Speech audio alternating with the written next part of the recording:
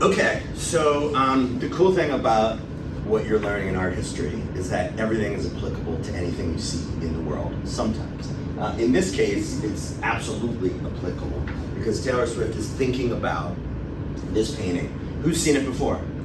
So a lot of you, right? It's very familiar in public consciousness, but it's in London. It lives in London at Tate, Britain, which is like the old Tate Gallery, which houses the National Collection of British Art.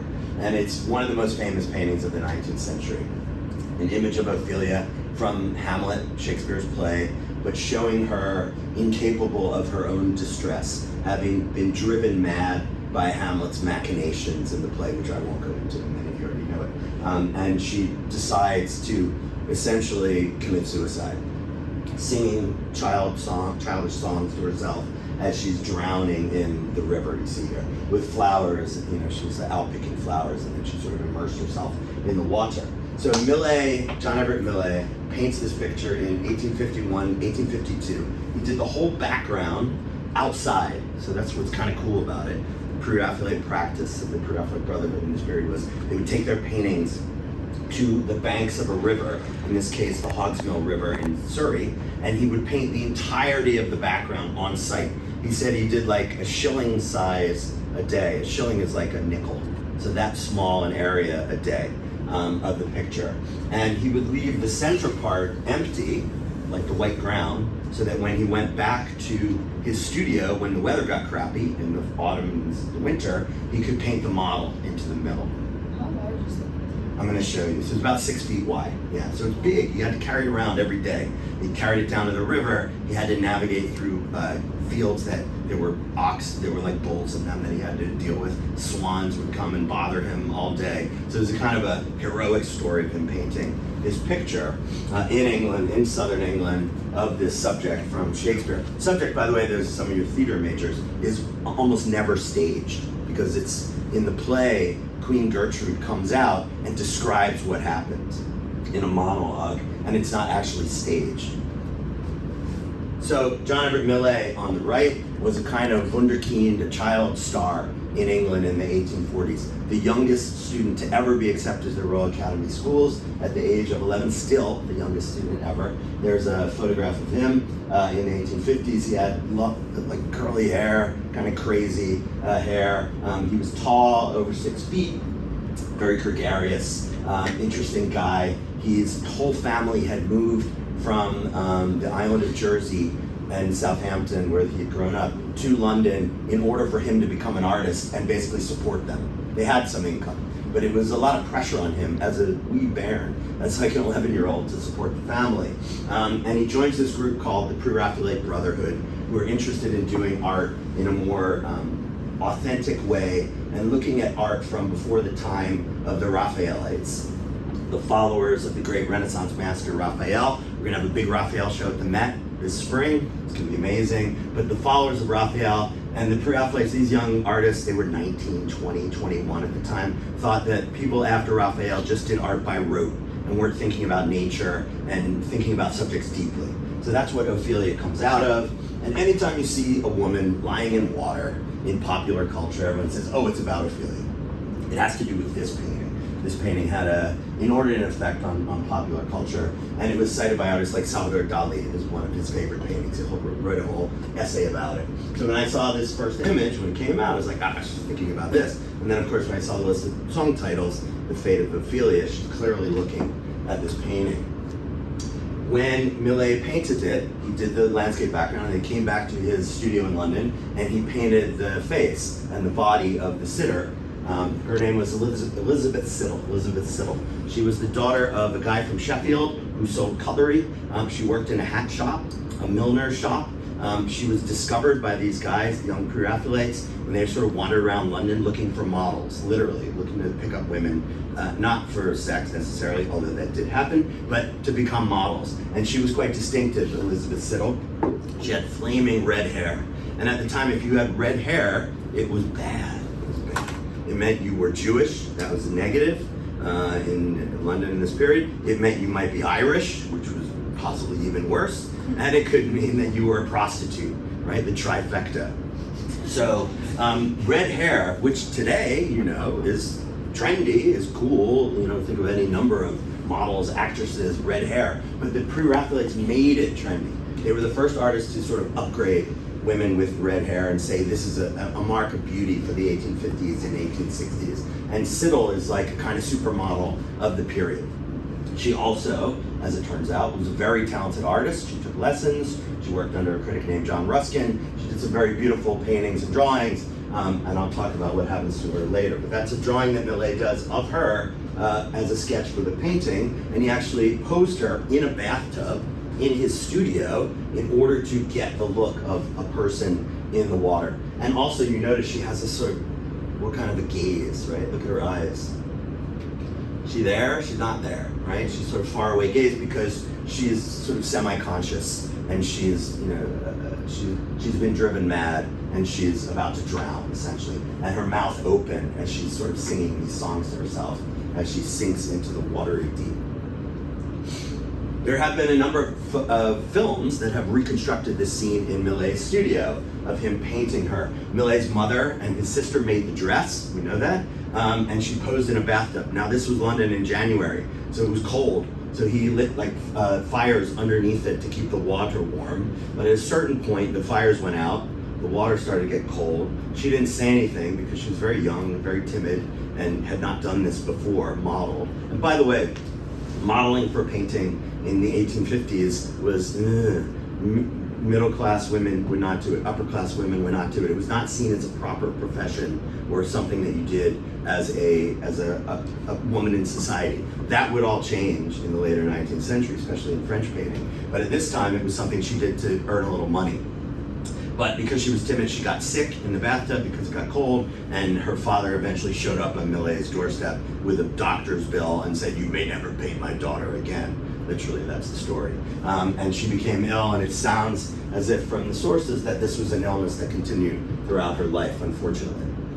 In a really not that great TV program from the BBC, Desperate Romantics, 2009, there's a pretty more accurate sort of representation of her in the bathtub, sort of lying there in this kind of state. And this is certainly, you know, what they're channeling in these photographs for the album. And as you saw in the video, at the end of the video.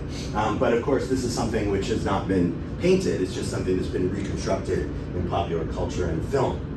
Siddall, here's a tinted photograph on the right, so you get a little sense of what she looked like. Tinted meaning hand-colored, black and white photograph to give you a sense of the color and the hair. This is from the Walters Art Gallery in Baltimore, and her sort of distinctive features. One of a number of women who posed for the Pre-Raphaelites who became very well known in the Royal Academy. They would show these works, or they show them in other exhibitions, and the women became quite well known in society.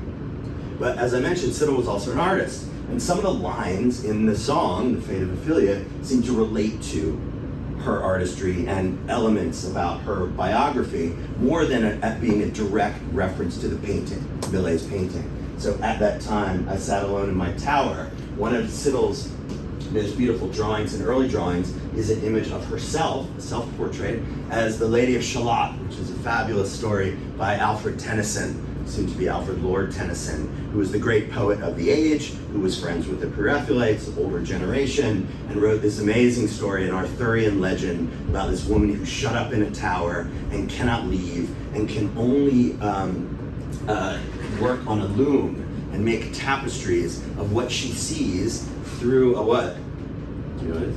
Through a mirror of the outside world. So she's never allowed to look outside the tower. This is the most misogynistic story in a way, this kind of Arthurian fantasy. And so she looks out the mirror at the world and makes representations in her tapestry. At a certain point, Sir Lancelot rides by on his horse. She sees him in the mirror. She turns to look out to see him through the window. The mirror cracks, and she then leaves and goes in a boat to sail down the river, and she dies on a boat in the river. Very uplifting, right? But this is the kind of story that's very popular in the Victorian era because it was topical, it was being written at the time. And Siddall puts herself, interestingly, as the sort of protagonist in this story, locked up in this tower, needing a man to kind of find a way to get out of it. Late one night, he dug me out of my grave, This is a reference in the song to a really creepy story, which is that Elizabeth Siddall eventually marries Dante Gabriel Rossetti, who is one of the Pre-Raphaelite Brotherhood, and she's kind of sickly the whole time, and he is not so good a husband. He has affairs, he neglects her, she has a miscarriage once, we think, and then she has another miscarriage, drives her in a deep state of depression, all the while she's making really beautiful watercolors and drawings, and she's writing poetry. But the second miscarriage drives her into depression. She starts taking laudanum, which is an opiate, a drug essentially, and eventually she overdoses on this drug, which was trying to give her comfort. And she dies. And he buries her in Highgate Cemetery. Here's the grave. And with her, he buries his poems, Rossetti, the only copy of the poems he had been working on. Fast forward 7 years later, he has no money. He's not making money off his paintings. What does he do? And this is a modern illustration and representation of them exhuming her, opening up the grave and the coffin, taking out the book of poems, but they all noticed that her hair was still red. Her hair was still bright red. The exhumation order, interestingly, is at the library in Princeton University. I've seen it, that the magistrate signed so they could dig up the grave. You couldn't just go around doing that, obviously. But this creepy story of him taking her out of the ground. And Rossetti, who's kind of lame, he sat down the hill because he couldn't bear to be there when he paid the guys to do this for him. And he got his poems, and he published his poems to great acclaim. So that seems to be referenced in the song. I might have lingered in purgatory. She references in the song purgatory, this sort of state between life and death, after death and before you go to heaven. And a reference to writings by Dante Alighieri, the 13th century Italian poet who wrote the Inferno, about the story of him and Virgil going into hell and experiencing different levels of the afterlife. And Dante Gabriel Rossetti was, of course, named after this poet, Dante Alighieri. Dante Gabriel Rossetti's father taught Italian in King's College in London. So there's a lot of connections here that Swift seems to be mentioning in the title. And this is from a great movie by Ken Russell called Dante's Inferno, where Oliver Reed, who you may know from Gladiator, who's one of the people in Gladiator, he actually died during the making of Gladiator, having drank something like 25 shots at a bar. Legendary story. Anyway, when he was young and extraordinary looking, and here he is with the actress who I showed you earlier, who plays Elizabeth Siddall in scenes from this movie, this sort of romanticized story of their relationship. And this image of Ophelia has been used a lot in popular culture and film. Maybe you've seen Melancholia by Lars von Trier, with Kirsten Dunst sort of and it's nothing about Hamlet, really, but just accessing this image that Millais painted here, where Kirsten Dunst is sort of floating along the river in her wedding gown, 2011. And then going back even further, Clara Bow in Hulu. Clara Bow, who was the it girl, they called her the it girl in the days of silent pictures and moving into talkies, in a movie that was scandalous because she was naked in it, from 1927, Hulu. It's Hula, not Hulu. Hula, sorry about that. But this image is certainly channeling that painting, just as Taylor Swift is. So just to look at the video for a minute, it opens up with this scene of like a movie palace. It's similar to the palace up, the United Palace, the palace uptown in Harlem, where we have Graduation, actually. One of these grand movie palaces. You see Ophelia on the rug, so it's the Ophelia Theater.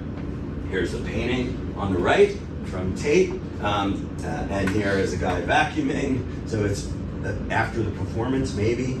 But on the left side, there's this tableau vivant of Swift. It means a living picture, a living tableau of her lying in, it's like those dioramas at a natural history museum, right? Where you see animals who are stuffed and lying there. That's kind of what you see here, but she's posed here as a kind of modern Ophelia in the scene, like it's a poster in the lobby.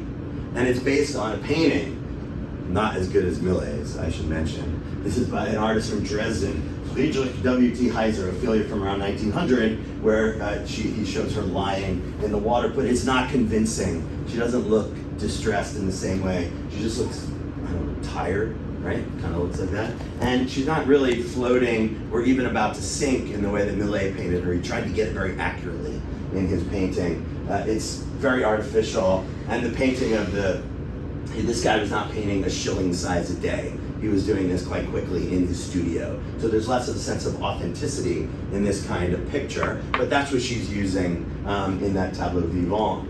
Here's a comparison of the Swift tableau and this painting. There are a lot of bad paintings of Ophelia. There are a lot, maybe more than any other subject. Here's another one. Woo! By Cabanel, Ophelia from 1883. What do you think about this one? A little over dramatic, maybe, right? A little bit of drama going on here. And she's lying on this broken log or something. She's kind of reclining there and posing. And she looks very much like a kind of music hall figure, like a performer, a showgirl, which relates to the theme of the book, of the album, of course. Then you saw this scene, right, where they kind of set it up with a frame, and she poses with this orange bird. Now, I'm not interested in the Easter eggs. There are 100 Easter eggs in this video. That's not my job. I'm the art historian, and I've tried very hard to figure out where this background came from. Is it an actual painting that she's channeling? Woman out of balustrade, like the Mona Lisa, posed women against balustrades with landscape backgrounds, and I couldn't figure it out. It was a fail. It was a failure. There's an artist named Georges Michel, French 1700s, who painted similar backgrounds, but not really. So I have nowhere to go with it. I'll just note the ridiculous sculpture of a cat. She's a cat like a person, right? And then, of course, there's the sourdough bread still life in the foreground.